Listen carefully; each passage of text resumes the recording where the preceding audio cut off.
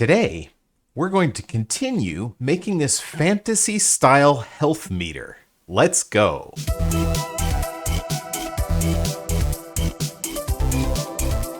Alright, so this health meter is a bit complex, so we're not going to be able to finish it in today's video, but we're going to pick up where we left off last week.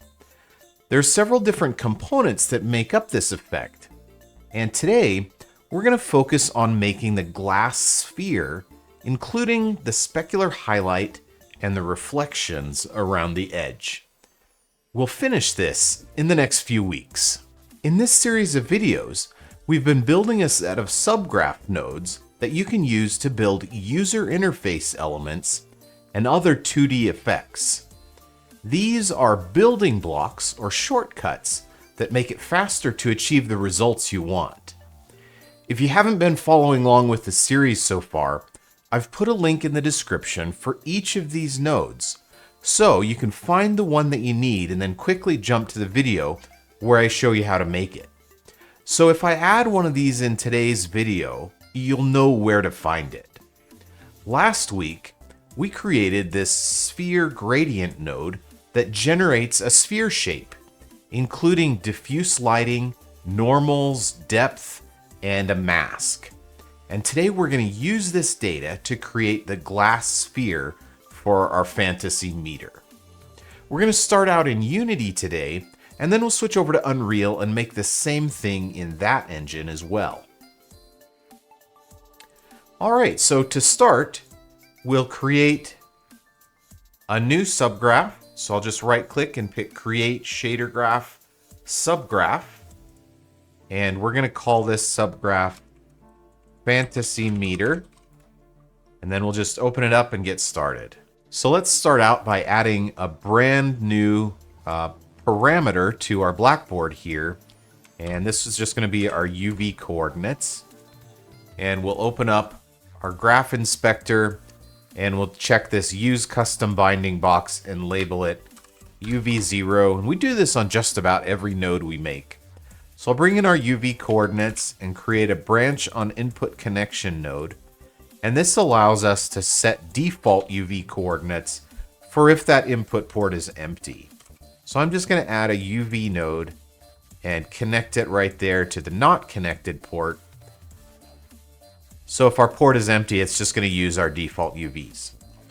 Alright, so now that we have our UV coordinates, we need to bring in our sphere gradient node. So I'm just going to hit the spacebar here, go to Procedural, Gradients, and create the sphere gradient node. And this is the node that we created in last week's video, and it's pretty cool. Like I said, it provides these different input components for our sphere. So we're just going to go ahead and plug our UV coordinates into that. And now that we have our sphere data, we can use it to create both the specular highlight for the sphere and also the reflections for the sphere. Before we do that though, let's go ahead and set up parameters for the size and light direction input ports here. So I'll just create a float parameter and we'll call this size, and I'm going to default size to 0.9 and connect it up to this size there. And we'll also create a vector 3, and we'll call this light direction. And this one's a vector, and it's going to be a negative 0.7, 0.7, and 0.7. And that's our light direction. And it also happens to be the default there, but we want to make sure that we can expose this for the user to change if they want to. So I'm going to connect up my light direction parameter. And you can see here on our preview that there's no change because the light direction parameter defaults to the same thing as our input port did. Alright, so now the first component that we're going to work on today is called a specular highlight. And this type of specular highlight that we're going to create is called the Blinn formula, or Blinn specular. And it's not the most realistic looking kind of specular highlight that you could make. You know, we could do some kind of crazy GGX formula if we wanted to. But this one is pretty much all we need, and it's cheap, so it's what we're going to do. So the first thing that we need to do is add together our normal and our light direction. So I'm going to bring in our light direction parameter here, and we'll create an add node. And we'll add our light direction and our normal. That's going to give us something kind of wacky looking like this. But we don't really need to pay attention to our preview right now because we're creating a vector. So to finish off this vector, we'll just normalize it like this.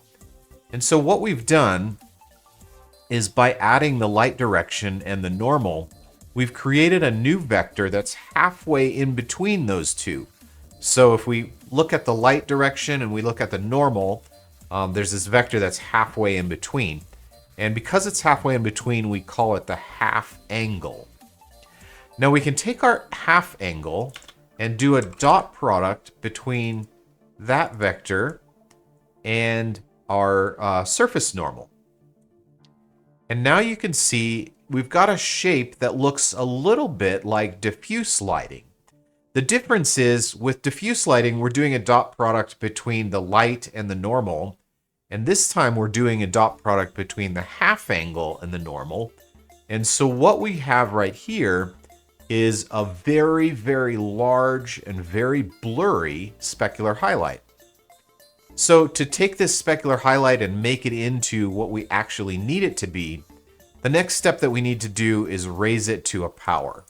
So I'm going to add a power node, and we'll connect up our gradient here. And you can see the default of the power is 2, and it's sharpened it up just a little bit.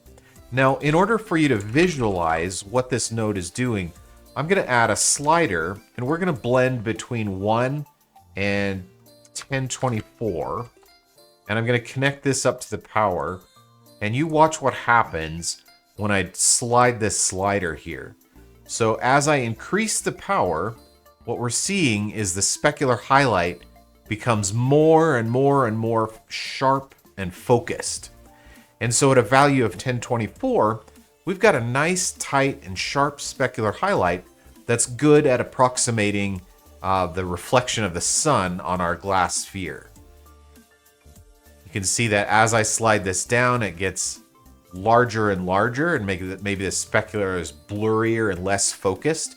So that would be a specular highlight for an object that's less shiny, that's kind of rough and dull. But then as I increase this, now we have a specular highlight that's nice and tight and sharp. So I'm going to disconnect our slider here, and we're just going to set our power to a hard-coded value of 1024. And if you want to make it look, even sharper, you can set this really high. And now we've got just a tiny little dot there. Although that may not be big enough to be noticed if our effect is kind of small on screen. So I'm just going to leave it at a value of 1024.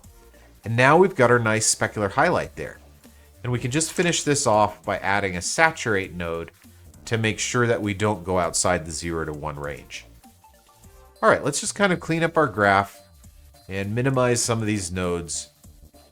And we've finished our specular highlight effect using Blinn Specular. All right, and the next effect that we're going to create is our reflections. Now, in order to make reflections, we want our sphere to reflect around the edges and be transparent in the middle. And the way that we can do that is with something called a Fresnel effect. So I can add the Fresnel effect node. However, I know that this node is a little bit more expensive than what we actually need because for our effect, we can do something that's just really simple. So let me show you how to do that. The first thing that we're going to do is take the data coming out of our normal port here, and I'm going to add a split node, and we're going to split out just the blue channel or just the Z component of our normal. So let's take a look at what that looks like. I'll just add a preview node here. And you can see that I've got something from this Z component that looks very much like a specular highlight. But it's the inverse of what we want. So we can just take this and add a 1- to flip it around. And now we've got a Fresnel effect, but it's a little bit too blurry. We need to sharpen it up. And so I'm going to add a power node here to raise this to a power. And again, the higher our power value is, the more toward the edges our effect will be. So let's take a look again. I'm going to add a slider here, and we'll connect that. And it doesn't work with a value of 0. You can see we're getting this pink region, which means it's nan values are not a number. So let's just make our minimum 1 and our maximum maybe like 10. So now, as we slide this, you can see that our mask for our edges is getting sharper and sharper and pushed further and further toward the edges. So I think that 10 is maybe a little bit too high, but if we go for something kind of in the middle, maybe like 5, we can get a nice mask, and we'll use this to blend between our reflections and this area in the middle that's going to be transparent. So I'm going to delete my slider node here, and we're just going to set our power to a value of 5. Okay, again, let's shrink these nodes down, just kind of clean things up here. And we're also going to take this node here and add a saturate to make sure that our mask stays between a value of 0 and 1. All right, now we need to create something to reflect. And in Unity, we can do that really easily with the gradient node. And so I'm just going to add a gradient node here. And the gradient that I've created is just a really simple approximation of an environment. If we take a look at our UI here, you can really easily create this just by making a blue gradient that goes from like a darker blue to a white, and then a darker brown to a lighter brown. So that's my gradient. And in order to get the gradient facing the direction that I want it to, I'm going to add a linear gradient node, and this is a node that we've created previously in this series. And I can just take this V output, which is the vertical. Right now this preview is showing the U gradient, which is a horizontal version. But if I use the V and connect that up to time, now I've got a nice vertical gradient that has the ground down here, the sky up here, and kind of the horizon line there in the middle. We can just kind of shrink this node down. And now we've got the 3 components that we need to make our glass sphere. We've got a specular highlight, we've got our Fresnel mask for the edges, and we've got our gradient. So let's put all these components together. The first thing that we need to do is lerp between our between transparent, which is black, and our gradient, which looks like this. And we're going to use our Fresnel mask as the value to use to blur, or to blend, I mean. So now we've got the reflections around the edges of the sphere, and that's looking pretty cool. And now we just need to combine it with our specular highlight. So we'll create an add node, and we'll add our specular highlight, and boom, we've got a really nice looking approximation of a glass sphere. We've got a specular highlight there, which represents the reflection of the sun. And we've got our reflections around the edges. And now all we need to do is fill it with some red liquid. But we're going to do that next week. So next week, we're going to focus on creating the liquid. And right here, you can see we're lerping between black and our reflections. And our liquid is actually going to plug in right here into this pin so that we can make the liquid inside the sphere. All right, so that's the progress that we're going to make for today. Like I said, next week we're going to create the liquid. But let's go ahead and switch over to Unreal, and I'll show you how to make this same glass sphere effect in that engine as well. All right, here we are in Unreal, and we're going to start making our fantasy meter effect here, just like we did in Unity. So I'm going to right-click, and I'm going to pick Material Function, and we're just going to name this Fantasy Meter, and we'll open it up and get started. All right, the first thing that we need to do is set up our UV coordinates. So I'm just going to bring in the texture coordinate node, and we want to make an input port for these. So I'm going to create a function input and connect this up we're going to set our input to be a vector 2 because our texture coordinates have u and v. And we're just going to name this uv and use this use preview value as default. All right, so there are our uv coordinates.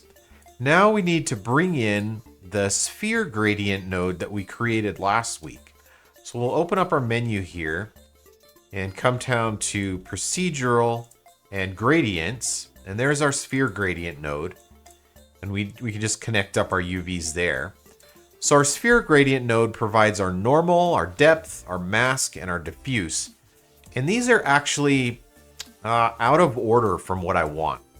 So let's dive into this material function that we created last week and order these correctly. I want them to go in this order, actually. So I've got sort priority here as, so this one's 0. This one's going to be 1. This is something that I forgot to do last week. This one's going to be 2. And then finally our mask is going to be 3. So we'll just save this and switch back to our fantasy meter. And now it looks like we've got our outputs here in the proper order. All right, well, let's go ahead and set up some input parameters for our scale and our light direction. So we'll get another function input here, and this is going to be our scale. And we're going to default to 0.9 and set it to be a scalar. And we'll plug that into the scale of our sphere gradient there. And now let's make another one. And this one's going to be our light direction. So we'll call it light direction. And we're going to give it a default value of -0.7, -0.7, and -0.7. Now let's go ahead and plug this in and see what the direction we get is. So I'm going to preview this node here. And obviously it doesn't look right at all when we have our preview object as a sphere. So let's set our preview object to be a plane instead. And there you can see we're getting the diffuse lighting that we were looking for. Now maybe this is just a little bit the wrong direction. So I think I need to change one of these values. Maybe this Z component here needs to be positive. All right, there we go. I figured it out. I needed to set the input type to vector 3 and then -0.7, -0.7, and 0.7. And now we've got the light coming in a pretty good direction here. Okay, so there is our sphere gradient. And today we're going to use the output from this normal output port to create both a specular highlight and some reflections so that we can create our glass sphere here. So let's start out by making the specular. The specular that we're going to make is called Blinn, and it's a really simple way of computing specular. It's not the most accurate type of specular highlight, but we don't need something super accurate for this because it's just a UI element. So what's actually more important is that we create something that's a little bit more cheap and fast to compute. Okay, so the first thing that we need to do is take our normal here and we need to add it together with our light direction. So we'll add together our normal vector and our light direction vector. And this is going to give us something called a half angle. And the reason it's called a half angle is because it's halfway in between the normal and the light. So there's our half angle vector. And now we need to find the dot product between our half angle and our normal. And when I preview this, what you're going to see is that it's very similar to diffuse lighting. It's not exactly like diffuse lighting, but you can see that it's similar. So there's this very subtle gradient between black on this side and lighter value on this side. And it kind of goes from like light to dark. It's not exactly like diffuse because diffuse is a dot product between the normal and the light vector. And this is a dot product between the half angle and the normal. And actually what we have here is a very basic specular highlight that's just very, very broad. So in order to focus this and sharpen it into a nice specular highlight, what we need to do is just raise it to a power. So we'll add a power node and connect this up to the base. And then for our exponent here, we just need a very high number. If we give it something like 5, what you're going to see is that it'll start sharpening it up. And once we give it a value of 1024, it's going to be really sharp. Now right now we're not seeing it because we're previewing this node. So let's go ahead and preview. Yeah, there we go. So we've got this nice sharp specular highlight. Now let's see, if I reduce this down, you can see that our specular is significantly less focused. And at a value of 32 or maybe even 16, we've got this really, really broad, big specular highlight that might be on a surface of something that's really rough. But for glass, we're going to leave this at a value of 1024. So we've got this nice, small, tight, and sharp specular highlight. All right, so that's how you create simple specular. Again, this is called the blend specular formula. All right, well, let's go ahead and create our reflections. The first thing that we need to do for reflections is create, we want to have reflections around the edges and not reflections in the middle. And that's called a Fresnel effect. So I think there's a Fresnel node built in here already. Yeah, there's this Fresnel node here. But I know that this is a little bit more complicated than what we need. And because we already have a tangent space normal coming out of here, we can take advantage of that fact to make a Fresnel effect that's a little bit cheaper. So I'm going to use a component mask here, and I'm just going to mask out the the B component, which is the Z of our normal. So let's take a look and preview this node here. And you can see that we've got this effect where it's dark on the edges and white in the middle. And it's basically a Fresnel that we have for free. We didn't have to use that fancy Fresnel node and do all that extra math. We can just take the Z component of our tangent space normal, and we've got a simple Fresnel. Now we need to tune this a little bit. The first thing that we want to do is invert it. So we can add a 1- node here. So now we've got the mask where it's white on the edges and black in the middle. And then we need to sharpen this up as well. So let's go ahead and add a power node here, just like we did for our specular. We can push our Fresnel more toward the edges so that we don't have quite so much mask. If we were to use this mask as it is now, we'd get reflections everywhere where it's white, and the only place it would be transparent is here in the middle where it's black. And we want a little bit less reflection and a little bit more transparency. So I'm just going to raise this to a power of 5. And now you can see we've got a nice mask where it's white on the edges, but then transparent here in the middle. All right, so there we've got our Fresnel mask. The only thing we need to do here is we want to add our saturate node so that we can make sure that everything's clamped between 0 and 1. All right, the next thing that we need to do, now that we have a mask here for where our reflection should appear and where our sphere should be transparent, we need to create some fake reflections. And in order to do this, I'm going to create a sample gradient node. And this node is just a little bit unwieldy. We created it in a previous video. And so I think what I'm going to do is, because there are so many colors and positions to set up here, I'm just going to set this up off camera. And then when I'm done, I'll come back and I'll show you what I've done. All right, I've got it all set up. And let me explain what I've done here. So I took the sample gradient node that we've created in a previous episode, and I connected up a linear gradient node to it. And I used the V gradient because we want a gradient that goes from black at the top to white at the bottom, which is what the value coming out of this V gradient pin does. Okay, and then for our sample gradient, we're blending from kind of a bright blue color here to white, which is the gradient that we get from the top to the middle. And then we're blending from a brown color down to kind of a light dusty brown at the bottom. So we get this gradient that goes from kind of a bright saturated brown to kind of a desaturated lighter brown there at the bottom. And this is kind of a simulation of an environment because you've got a sky and you've got a ground. I hope that was pretty obvious. And then for these position values, I've used a position of 0 for my first value, which puts this blue color at the top.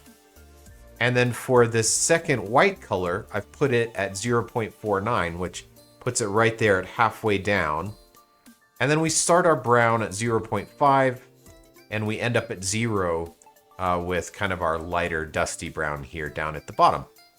And that gives us our gradient. Now, one thing that I want to say is I really dislike dealing with these color nodes in Unreal Material Editor because they're just so big. And even if you tell it you want to minimize them, you know, it hides the color swatch, but the nodes are just really large. And so it takes up a lot of real estate in the graph, and I just don't like it. If any of you have any other suggestions for how to deal with this, leave them down in the comments. I'd appreciate the help. Okay, so we have our specular highlight here, and we have our Fresnel mask here, and we've got our fake reflections here. Now we just need to combine them all together.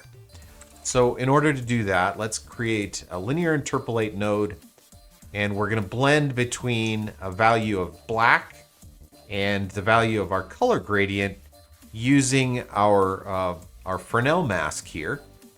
And so let's go ahead and preview this node. Yeah, now you can see we've got our nice reflections around the edges of the sphere, and in the middle we've got some nice transparency. So now all we need to do is take the value of that and add it together. Actually, we want to add a saturate here just to make sure that these values don't go outside the 0 to 1 range. Then we're going to add this specular highlight to our blended reflections there. And now we have a nice looking glass sphere.